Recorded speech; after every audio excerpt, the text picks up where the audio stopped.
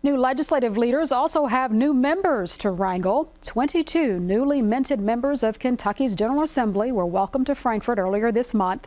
A few weeks ago, I caught up with Boone County State Senator Steve Rawlings of the 11th State Senate District. He replaced John Schickel, who retired after 15 years of lawmaking.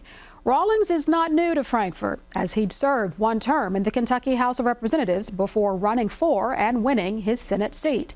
I talked with him recently about his committee assignments and priorities for this legislative session that resumes in 2 weeks. That and our continuing series on the Kentucky General Assembly's freshman class of 2025.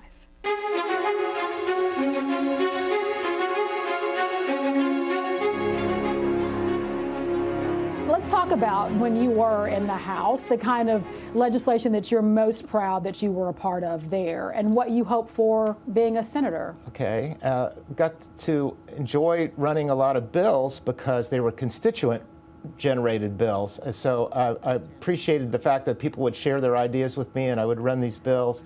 And in the Senate, we're limited this time. It was kind of an agreement not to run so many bills. Mm-hmm. But I enjoyed being on the Education Committee. An issue came up in Boone County where this kid did a kill list of his friends, and they put this kid right back in the school that he with the other kids that he had threatened to kill. Mm. And so the parents were up in arms. So I went to school board meetings. Anyway, in the end, I was able to contribute to our discipline bill and contribute to that bill the prior session. Mm-hmm. And so that was really great timing that I could help with that to make classrooms and teachers and students safer and more secure in their classrooms. Do you still think that's an issue that's worth pursuing in a greater magnitude, even in 2025? Most definitely, yeah. So there is proposals being made right now to keep working on that because we need our teachers to feel safe and to be safe, and in order to attract them and retain them. So that's pretty much a priority. Yeah, we know that student discipline and school discipline is an issue. As Yes. We've heard that from educators that say it's a disincentive to pursue the education field. And we know that in the House, they've actually broken off the committees, the education committees. So in the Senate, what are the committees that you'll be a part of, and is education one of them? Education again. Before I was on Judiciary, so I'm not on Judiciary.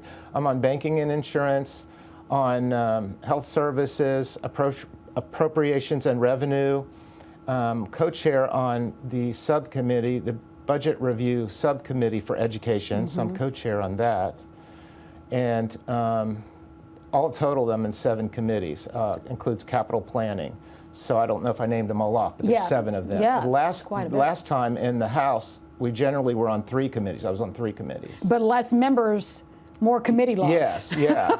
So I have to see how that works out and shuffle the workload around. Right. But I'm excited about that. I'm enthused about that because I want to learn new things. Like banking and insurance sounds interesting to me, and I've had some background in different areas. Some of those new committees will bring some new opportunities. So talk to us about your life before being a lawmaker. What's your profession and background? I'm an attorney. I'm a licensed attorney. But I've been involved in so many different things. I've been blessed to be able to.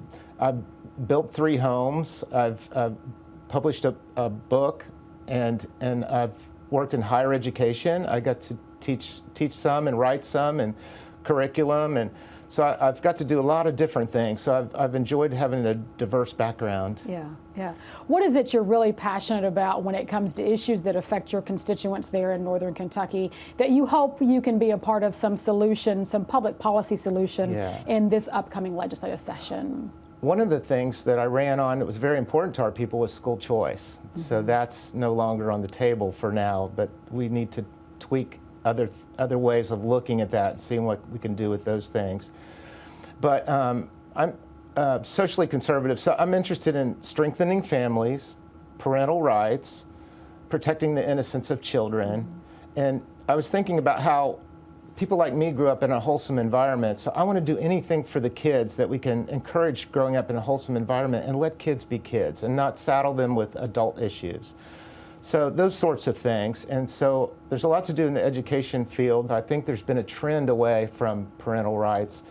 and the school's trying to raise the children. So, you know, I want to make sure that parents know everything that's going on and have input. So when the session is over in the end of March, what do you hope you can say you helped get accomplished for your constituents and for the state of Kentucky? The bills I've been working on, for instance, one is restoring religious liberty. It's based on Religious Freedom Restoration Acts, RFRAs. So 28 states have RFRAs, and we have a RFRA, but ours is 3 sentences long, and there's no protections and no teeth to it. So I want to get that bill through. I've had a hearing on that bill the past 2 sessions and had a good vote on it, but for some reason they didn't move the bill ahead. So that type of bill. And then I've got a bill that's transfer on death deed. It allows a person to sign over their home to a named beneficiary or a child, and it would help so many families with end-of-life issues that they could just fill out this form and file it as an affidavit. It's in the form of an affidavit, but there's people from all over the state that are very interested in that bill. So my bills are kind of in that vein, and of course where I live, it's economic development too. With the airport right there, it's booming up there, and we are really a driving force in the economy. So I'll always keep that in mind too, see what I can do in that regard.